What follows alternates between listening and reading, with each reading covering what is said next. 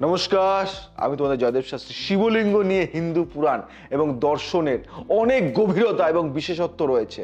এটি শুধুমাত্র শিবের একটি প্রতীক নয়, বরং সৃষ্টির সংরক্ষণের এবং ধ্বংসের চক্রের প্রতীক। শিবলিঙ্গ সম্পর্কে বিভিন্ন পুরাণ, উপনিষদ এবং তন্ত্রশাস্ত্রে আলোচনা করা হয়েছে। আজ আমি যে বিষয়গুলি বলবো সেগুলি একটু শুনুন। কিছু গুরুত্বপূর্ণ দিক নিয়ে আজকে আলোচ্য বিষয়। আমার যদি ভালো লাগে শেয়ার করবে এবং লাইক, কমেন্ট, সাবস্ক্রাইব করবে। শিবলিঙ্গের আধ্যাত্মিক অর্থ কি জানো? শিবলিঙ্গ দুটি অংশ নিয়ে গঠিত। লিঙ্গর উপরিভাগ এটি মহাদেব শিবের প্রতীক এবং আকাশ বা নিরাকার সত্তার প্রতিনিধিত্ব করে। পিঠ বা যোনি নিচের অংশ এটি প্রকৃতির প্রতীক, এটি সৃষ্টি এবং জীবনের ভিত্তি নির্দেশ করে। শিবলিঙ্গ শুধু একটা পাথরের লিঙ্গ তা নয়, এটা অনেক কিছু। আজ বলবো আমি শিবলিঙ্গ পুরুষ এবং প্রকৃতি একত্রিতকরণের প্রতীক, যা মহাবিশ্বের সৃষ্টি এবং শক্তির সম্বন্ধ। সেই শিবলিঙ্গ নিয়ে আলোচনা করার আমার সাধ্য নেই, তবুও যতটুকু তোমাদেরকে জানানো যায়। শিবলিঙ্গের ইতিহাস সম্বন্ধে একটু বলি। বৈদিক যুগ শিবলিঙ্গের উল্লেখ ঋগ্বেদে পাওয়া যায়। লিঙ্গ শব্দটির মূলত চিহ্ন বা প্রতীক বোঝায়। পুরাণের গল্প, বিভিন্ন পুরাণে যেমন শিব পুরাণে, লিঙ্গ পুরাণ এবং স্কন্দ পুরাণে শিবলিঙ্গের উৎপত্তি এবং তার উপাসনার গুরুত্ব আলোচনা করা হয়েছে। একবার ব্রহ্মা এবং বিষ্ণু নিজেদের মধ্যে কে শ্রেষ্ঠ তা নিয়ে বিতর্ক করেন। তখন অনন্ত আলোকস্তম্ভ শিবলিঙ্গ আবির্ভূত হয় এবং শিব তাদের জানান যে তিনি সর্বোচ্চ। এই গল্প থেকে শিবলিঙ্গ পূজার প্রচলন শুরু হয়। বুঝতে পারলে?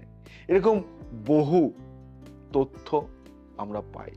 আজকে যে তথ্য নিয়ে আলোচনা করছি এটা একটু অন্য ধরনের তথ্য, কিন্তু এটা আমাদের হিন্দু ধর্মের জানা দরকার প্রত্যেকের।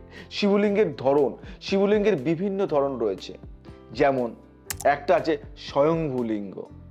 স্বয়ম্ভু, শিব শম্ভু বলে না, স্বয়ম্ভু লিঙ্গ, যা নিজে থেকে প্রাকৃতিকভাবে আবির্ভূত হয়। উদাহরণ বলবো, অমরনাথ, মহাকালেশ্বর। এটা কিন্তু নির্মিত নয়, মানুষ নির্মিত লিঙ্গ, যা মাটি, পাথর, ধাতু বা অন্যান্য উপাদান দিয়ে তৈরি।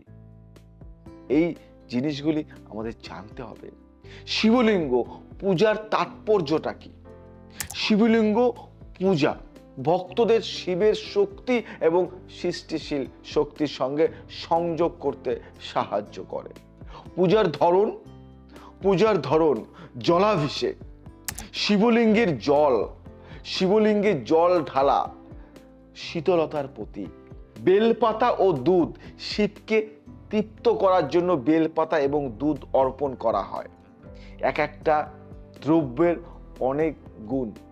অক্ষত চাল, ধূপ এবং ফল, এগুলি শিবের প্রতি ভক্তির প্রতীক। এগুলি দিয়ে শিবের পুজো করা হয়। এগুলি কিন্তু ভক্তির প্রতীক। এবার যেটা বলবো তান্ত্রিক দৃষ্টিকোণ থেকে, মানে আমাদের দৃষ্টিকোণ থেকে, আজকে জয়দেব শাস্ত্রী একজন জ্যোতিষ তান্ত্রিক হয়ে কেন তোমাদেরকে বিভিন্নভাবে অ্যাওয়ারনেস করছে। তন্ত্রশাস্ত্রে শিবলিঙ্গকে সৃষ্টির মূলে থাকা শক্তি হিসাবে বর্ণনা করা হয়েছে। এখানে লিঙ্গ এবং যোনি একত্রে ব্রহ্মাণ্ডের সৃষ্টি এবং সংরক্ষণের কেন্দ্রবিন্দু। শিবলিঙ্গের আধুনিক ব্যাখ্যা দেব। আধুনিক ব্যাখ্যা শুনবে? শোনো তাহলে। আমরা সবসময় বিজ্ঞান নিয়ে আলোচনা করি না? আধুনিক বিজ্ঞানীরা শিবলিঙ্গকে মহাবিশ্বের সৃষ্টি এবং জ্যোতির্ময় শক্তির প্রতীক হিসাবে দেখেন। অনেকেই মনে করেন এটি এক ধরনের শক্তি কেন্দ্র যা মহাবিশ্বের সত্তাকে তুলে ধরে। বুঝতে পারলে? তাহলে আমরা এখনকার যারা অনেকেই আছি সবসময় বিজ্ঞান নিয়ে আলোচনা করি। অনেক কিছু আছে যা বিজ্ঞানেও ধরা যায় না। একটা গল্প বলি। মহাদেবের আত্মপ্রকাশ লিঙ্গ রূপে লিঙ্গ পুরাণে একটি গল্প পাওয়া যায় যেখানে ব্রহ্মা এবং বিষ্ণু নিজেদের শ্রেষ্ঠত্ব প্রমাণ করতে চান। তখন শিব এক বিশাল আলোক স্তম্ভ বা লিঙ্গ রূপে আবির্ভূত হন। তিনি জানান যে এই লিঙ্গ হলো মহাবিশ্বের সূচনা এবং শেষের প্রতীক। ব্রহ্মা তার শীর্ষ এবং বিষ্ণু তার নিচ খুঁজে পাননি। বুঝতে পেরেছো? ব্রহ্মা তার কোথায় উপর সে পায়নি, বিষ্ণু কোথায় নিচ সেটাও পায়নি। তখন তারা বুঝতে পারেন যে শিবই সর্বোচ্চ। শিবলিঙ্গ শুধুমাত্র পূজার বস্তু নয়, এটি আধ্যাত্মিক সাধনার একটি গভীর প্রতীক যা জীবনের চক্র এবং শিব শক্তির রহস্য বোঝায়। তাই আমরা না জেনে কিছু মন্তব্য করাটা ভুল মনে করি। তাই যে শিবলিঙ্গের পূজা করবে, পারদের শিবলিঙ্গর পূজা করবে, সে যে মহাশক্তির অধিকারী হবে এবং সে অনেক পাপ নিজে থেকে খণ্ডন হয়ে যাবে। তাই নিয়মিত প্রত্যেক সোমবার পারলে শিবের মাথায় অন্তত একটি বেলপাতা বা জলাভিষেক, জল দিয়ে অভিষেক করতে পারো।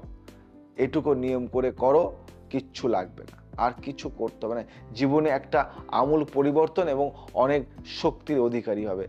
যদি ভালো লাগে শেয়ার করো, কমেন্টস করো, লাইক করো এবং ছড়িয়ে দাও ফ্রেন্ড সার্কেলের মধ্যে। আজ আসি, আবার আসবো নতুন কিছু নিয়ে। জয় শ্রী ঠাকুর রামকৃষ্ণ।